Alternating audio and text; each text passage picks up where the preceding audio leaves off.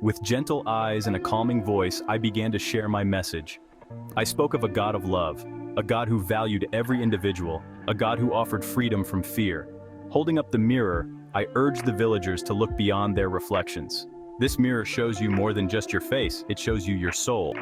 The mirror became a symbol of this newfound self-awareness. The chief priest watched Reverend Moses' growing influence with suspicion. He saw the way the villagers flocked to hear the Reverend's teachings and felt his power begin to wane. The birth of twins is a bad omen in Ukala, a sign of impending doom. Twins are cursed and must be sacrificed to appease the gods. This cruel decree was a tool to instill fear and maintain control over the villagers. The chief priest spread rumors about Reverend Moses, accusing him of witchcraft. He claimed that Reverend Moses' teachings were an affront to the gods, and that his presence in Ukala would bring about a terrible curse. The fear in the village was palpable. The villagers were torn between their newfound hope and their ingrained fear of the chief priest. A young couple, desperate and terrified, came to Reverend Moses for help. They had just given birth to twins, two beautiful baby girls. Without hesitation, I offered them sanctuary. I believe in the sanctity of life, in the inherent goodness of all God's creations. The chief priest, enraged by Reverend Moses' defiance, saw this as the perfect opportunity to turn the villagers against him. Reverend Moses, hand over the twins, or I will unleash the wrath of the gods upon the entire village.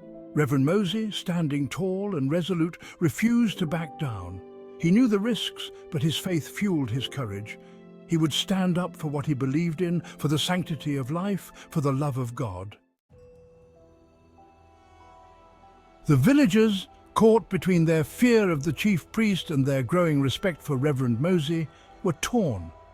They had always revered the chief priest, who had guided them through many trials, but Reverend Moses had brought new hope and a different kind of wisdom.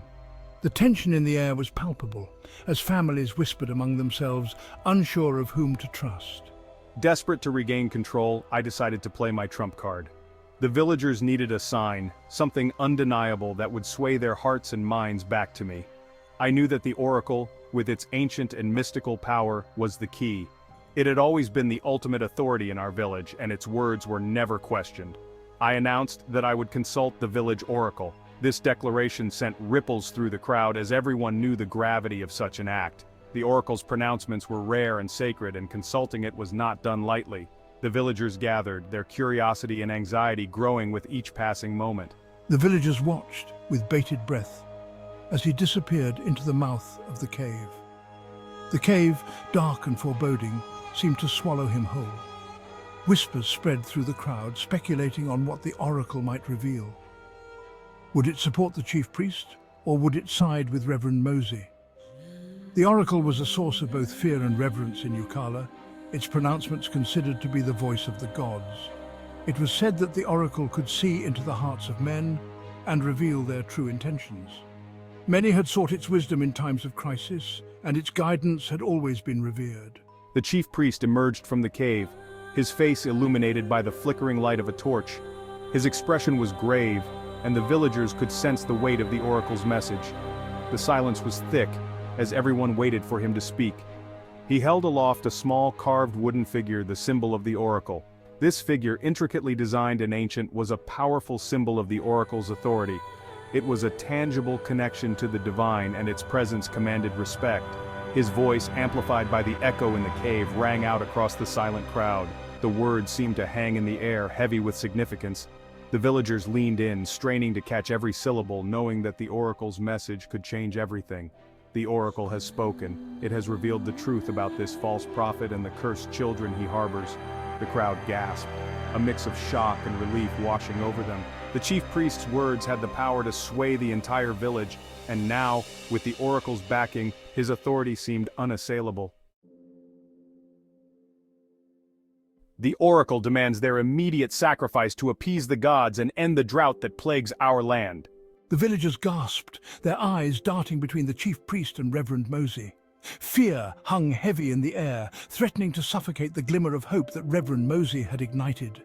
Reverend Mosey stood his ground, his faith unwavering in the face of fear and intimidation. "I will not be a party to this charade. There are no cursed children here, only innocent lives. Your oracle is a lie, a tool of oppression used to instill fear and control the people. I will not stand idly by while you sacrifice innocent lives to satisfy your lust for power." The villagers, emboldened by Reverend Mosey's defiance, began to question the chief priest's authority. The chief priest, enraged by Reverend Mosey's defiance, ordered his guards to seize him. The villagers watched in silence as the guards advanced on Reverend Mosey. Just when it seemed like all hope was lost, a young boy broke free from the crowd. He raced towards the cave, his small body a blur of motion. Moments later, the boy emerged from the cave, his small hands clutching a crudely made puppet.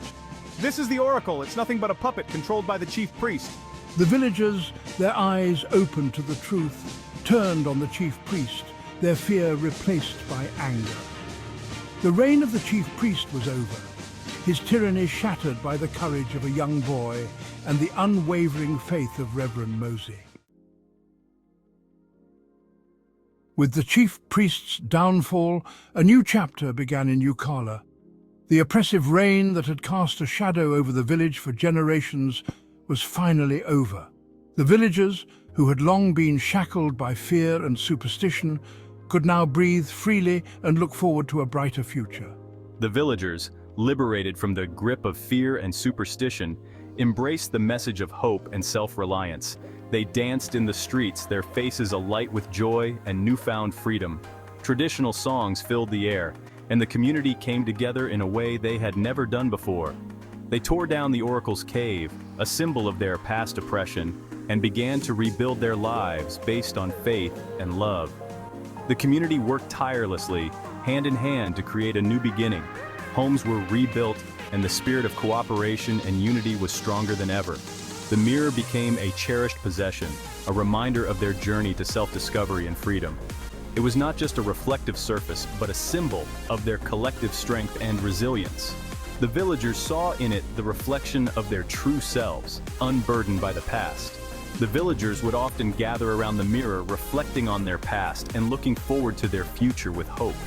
It became a focal point for community meetings, a place where they could share their dreams and aspirations. The mirror was a testament to their enduring spirit and the bright future that lay ahead. My mission in Ukala accomplished, I decided to move on, to spread my message of hope and self-reflection to other villages. As I packed my belongings and prepared to leave, I felt a deep sense of fulfillment. The transformation I had witnessed in Ukala was a powerful reminder of the impact one person can have on a community. I left behind a community transformed, a testament to the power of faith, courage, and self-belief. The villagers of Ukala had shown that with determination and unity, they could overcome any obstacle. Their thriving community was a beacon of hope for others. The villagers of Ukala, forever grateful, bid me farewell with heavy hearts, but spirits soaring with hope. As I walked away, I knew that the seeds of change had been planted, and the village would continue to grow and prosper. Their journey was just beginning, and I was honored to have been a part of it. Years turned into decades, and the legend of Reverend Mosey, the Mirror Man, lived on in Ukala. The villagers passed down his teachings to their children and grandchildren. Ukala flourished, becoming a beacon of peace and prosperity.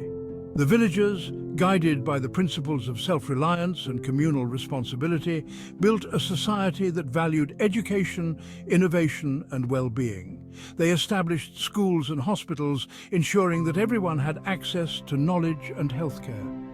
Ukala became a model for other villages, a testament to the transformative power of faith, courage, and self-belief. Visitors from far and wide flocked to Ukala, drawn by its reputation for peace and prosperity. The spirit of Reverend Mosey lived on, inspiring others to break free from the shackles of fear and embrace a brighter future. As Ukala entered a new era, an era defined by rapid technological advancements, the landscape of the village began to change. The once quiet and serene environment was now buzzing with the hum of new technologies and innovations. A new challenge emerged. The digital age, with its instant connectivity and endless streams of information, brought both opportunities and obstacles. On one hand, it connected the villagers to the world beyond their borders, but on the other hand, it threatened to erode the values of self-reflection and critical thinking. The villagers, particularly the younger generation, found themselves increasingly absorbed in their screens. The allure of the digital world was strong, offering a distorted reflection of reality. Social media, with its filters and curated content, presented an idealized version of life, filtered through likes, shares, and fleeting moments of virtual validation. This digital mirror often masked the true essence of human connection and self-awareness. The elders of Ukala, recognizing the potential dangers of this new digital obsession, knew they had to act. They saw the younger generation drifting away from the values that had long defined their community. In response, they organized the Festival of Reflection, a unique event designed to counteract the pervasive influence of the digital world. This festival was not just a celebration, but a call to action. It was a time for the villagers to disconnect from the digital world and reconnect with themselves and each other. The festival featured traditional storytelling, music, dance, and other cultural activities that reminded the villagers of their rich heritage. Additionally, workshops promoting digital literacy and critical thinking were held, aiming to equip the villagers with the skills needed to navigate the digital age responsibly. These workshops emphasized the importance of balance and mindful usage of technology. The Festival of Reflection became an annual event, a testament to the villagers' commitment to preserving their heritage while adapting to the digital age. It symbolized their resolve to maintain a harmonious balance between tradition and modernity, ensuring that the essence of Ukala remained intact amidst the ever-changing digital landscape.